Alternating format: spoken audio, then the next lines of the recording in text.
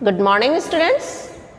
पिछले वीडियो में हमने देश की महिमा के बारे में जानकारी प्राप्त करी थी। एक बार पुनः दोहरा लेते हैं कि हमारे देश की सबसे प्राचीनतम भाषा कौन सी है, हिंदी भाषा की लिपि क्या है, हमारे देश में सबसे ऊंचा पर्वत उत्तर दिशा में कौन सा स्थित है, हिमालय है ना, और गंगा सबसे पवित्र नदी है। विभिन्न प्रांतों की विभिन्न जातियों के लोग हमारे देश में निवास करते हैं। यानी मुख्य रूप से हमारे देश की विशेषता क्या है? अखंडता, यानी विभिन्नता में एकता। विभिन्न जाति, धर्म, वेशभूषा, सभी तरह की विभिन्नताएं होते हुए भी हमारा देश क्या है? एक धर्मनिरपेक्ष। ये हमारे देश की विशेषता है। अब हम आज पढ़ते हैं कुछ विद्यायाः महत्वम, पाठ 10, यानी विद्या का महत्व। जीवन में विद्या का कितना महत्व है, हम उसके बारे में कुछ श्लोक पढ़ेंगे। सबसे पहले हम श्लोक का सस्वर वाचन करेंगे। अब सबसे पहले तो देखिए स्टूडेंट्स, ये आपको किसका चित्र दिखाई दे रहा है? क्या दिखाई दे रहा है इसमें? अध्यापक है, ब्लैक बोर्ड है, बच्चे हैं, किताबें हैं। आप भी इन दिनों को बहुत मिस कर रहे होंगे और मैं भी कर रही हूँ। हम आपस में रह के पढ़ाते हैं ना, तो आज हम विद्या के महत्व के बारे में कुछ श्लोक पढ़ेंगे। सबसे पहले सस्वर वाचन करते हैं। आप भी अपनी पुस्तक खोल लेंगे और उंगली से किस शब्द को आपकी अध्यापिका क्या बोलती है आपको ध्यान रखना है। पुस्तकेषु च या विद्या परहस्तेषु यद्धनम कार्यकाले समुत्पन्ने न सा विद्या न तद्धनम। ताराणां भूषणं चंद्रः नारीणां भूषणं पतिः पृथिव्याः भूषणं राजा विद्या सर्वस्य भूषणम्। अलसस्य कुतो विद्या अविद्यस्य कुतो धनम् अधनस्य कुतो मित्रम् अमित्रस्य कुतः सुखम्। विद्या ददाति विनयम् विनयाद् याति पात्रताम् पात्रत्वात् धनमाप्नोति धनाद् धर्मस्ततः सुखम्। श्लोक नंबर 5। साहित्य संगीत कला विहीनः साक्षात् पशुः पुच्छ विषाणहीनः तृणं न खादन्नपि जीवमानः तद्भागधेयं परमं पशूनाम्। येषां न विद्या न तपो न दानं ज्ञानं न शीलं न गुणो न धर्मं ते मृत्युलोके भुवि भारभूता मनुष्य रूपेण मृगाश्चरन्ति। यहाँ पे मर्त्य लोके लिखा हुआ है लेकिन मृत्यु लोक है, ठीक है। तो आपको भी ध्यान रखना है किस श्लोक को क्या बोला गया है, ठीक है। अब हम एक एक श्लोक का पद परिचय करते हुए हम उसका अर्थ करेंगे। पुस्तकेषु च या विद्या परहस्तेषु यद्धनम। पुस्तकेषु, पुस्तक शब्द सप्तमी विभक्ति बहुवचन, जिसका कारक कौन सा होता है आपको? अधिकरण कारक। तो पुस्तकों में रखी गई विद्या और दूसरों के हाथों में गया हुआ धन। परहस्तेषु यद्धनम, दूसरों के हाथों में गया हुआ धन। कार्य काले समुत्पन्ने, कार्य समाप्त होने पर न सा विद्या न तद्धनम, न तो विद्या काम में आती है और न धन, यानी दूसरों के हाथों में गया हुआ धन और पुस्तकों में रखी हुई विद्या यदि हमारे समय पड़ने पर काम न आए तो वो व्यर्थ है, ठीक है। नंबर 2, ताराणां भूषणं चंद्रः नारीणां भूषणं पतिः। तारों को यानी नक्षत्र मंडल, तारों का आभूषण, भूषणम मतलब आभूषण, तारों का आभूषण चंद्र, किसको बताया गया है? चंद्रमा को। नारीणाम भूषणम पतिः, और स्त्रियों का आभूषण नारीणाम, नारी शब्द षष्ठी विभक्ति बहुवचन संबंध कारक हुआ, और संबंध कारक का चिन्ह क्या होता है आपका? का, के, की। तो स्त्रियों का आभूषण उनके पति होते हैं, इन स्त्रियों के आभूषण उनके पति। पृथिव्याः आभूषणम राजा, और पृथ्वी धरती का आभूषण कौन है? राजा को बताया गया है। विद्या सर्वस्य भूषणम, और लेकिन विद्या को सभी का आभूषण बताया गया है। कैसे? अगर चंद्रमा में गुण नहीं होते, उनमें कलाएं नहीं होती, तो क्या हम इसको आभूषण बता सकते हैं? नहीं। तो तारों से सबसे चमकदार कलाओं वाला चंद्रमा है, इसलिए चंद्रमा को आभूषण बताया गया है। नारीणाम भूषणम पति, और स्त्रियां सुसज्जित कब शोभायमान लगती है, कब अच्छी लगती है? जब उनका पति जीवित हो, विद्या से युक्त हो। पृथिव्या भूषणम राजा, पृथ्वी का यानी हम धरती पर हम किसी को भी राजा नियुक्त नहीं कर सकते। राजा कौन सा सही होता है? जिसके अंदर गुण हो, प्रजा का क्या न्याय कर सकती है ना, गुण हो, वही राजा सर्वश्रेष्ठ है। तो यहाँ पर पृथ्वी का आभूषण राजा को बताया गया। और विद्या सर्वस्य भूषणम, विद्या सभी का आभूषण, यानी विद्या होना जरूरी है। और विद्या का महत्व एक और है, आपको पता हो तो, विद्या आभूषण विद्या धन कैसा आता है? न चोरहारम, न राजहार्यम, न भातृभाज्यम।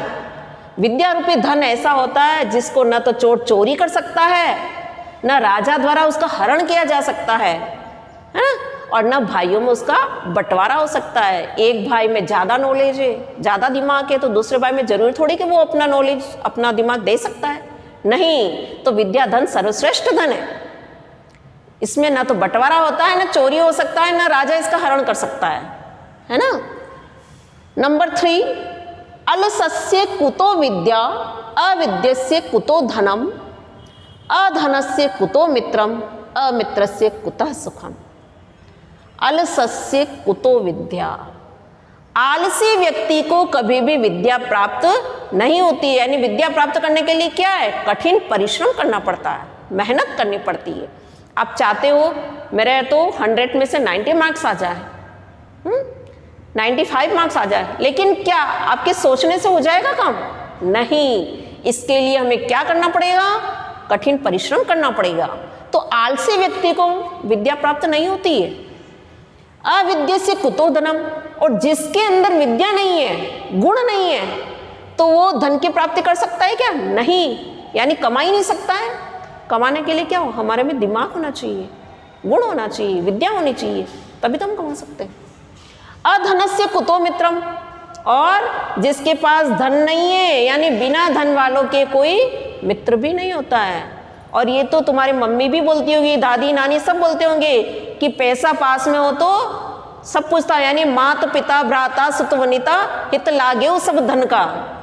यानी माता पिता भाई बहन स्त्री सभी किसके होते हैं? सगे कब होते हैं? जब हमारे पास पैसा होता है ना। मित्र भी कब पास में होते हैं? जब हमारे पास पैसा होता है।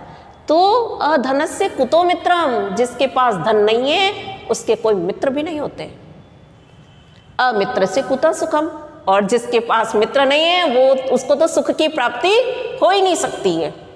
क्योंकि हमारे पास कभी कोई दुख की बात हो, है परेशानी हो, अच्छी बात हो, तो हम किसको शेयर करते हैं? सबसे पहले अपने मित्रों को ही करते हैं ना। और जिसके मित्र नहीं होता है तो उसको सुख की प्राप्ति नहीं होती। आप में से एक बार किसी एक बच्चे ने बोला कि वो नया स्टूडेंट था, 2-4 दिन स्कूल में आया, फिर रोने लगता है, परेशानी पूछी उसको तो क्या बोलते हैं? मुझसे कोई बोलता ही नहीं, मेरे कोई मित्र नहीं है। तो उसको अच्छा नहीं लगा, क्योंकि सब लोग आपस में बोलते हैं, बात करते हैं, चुप कब तक बैठा जा सकता है? नहीं ना। सभी को समाज की आवश्यकता होती है, मित्रों की आवश्यकता होती है। और जब मित्र नहीं होते तो उसको सुख की प्राप्ति नहीं होती है।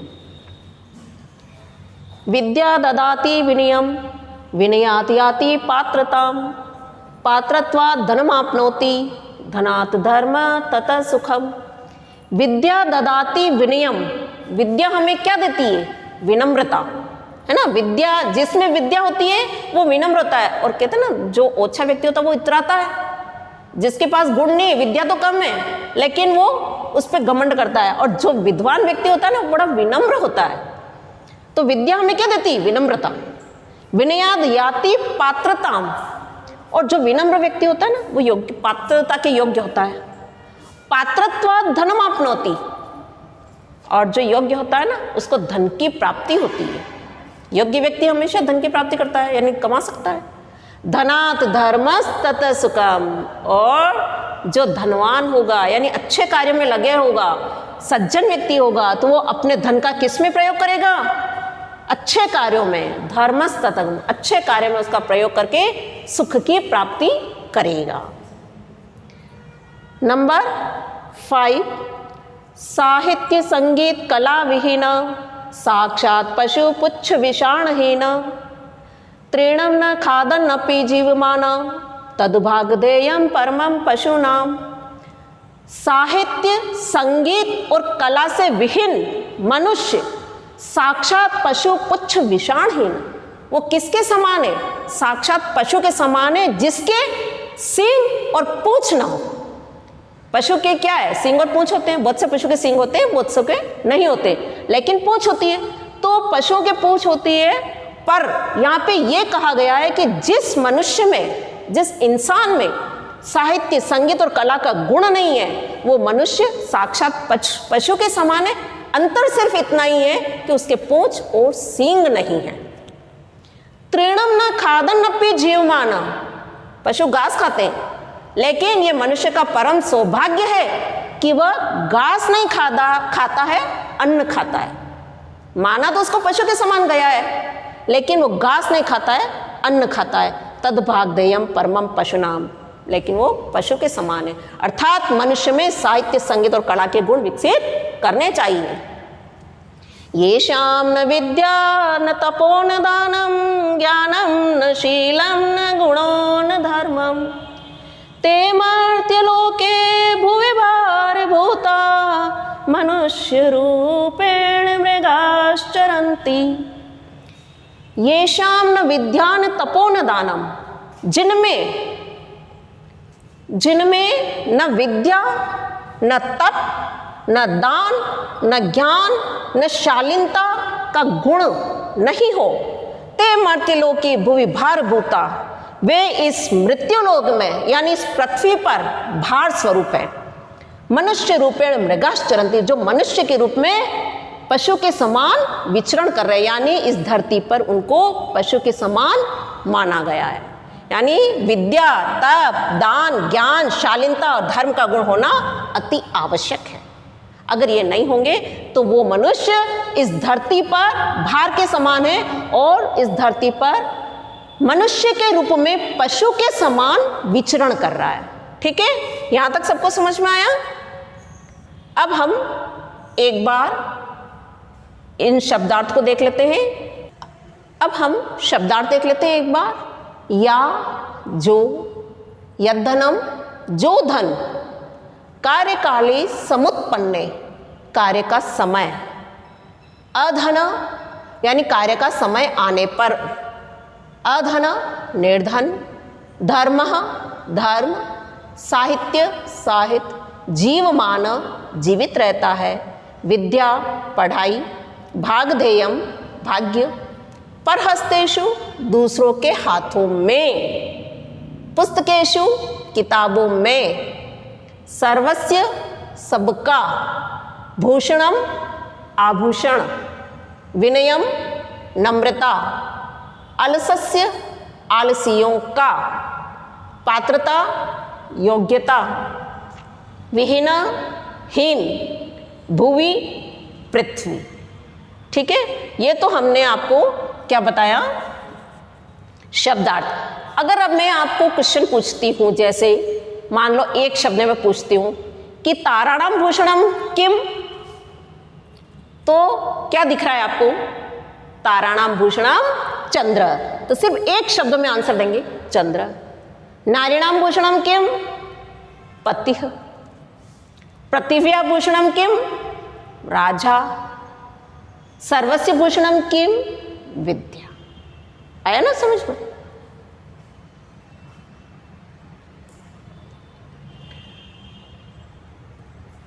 विद्या किम ददाति? विनयम।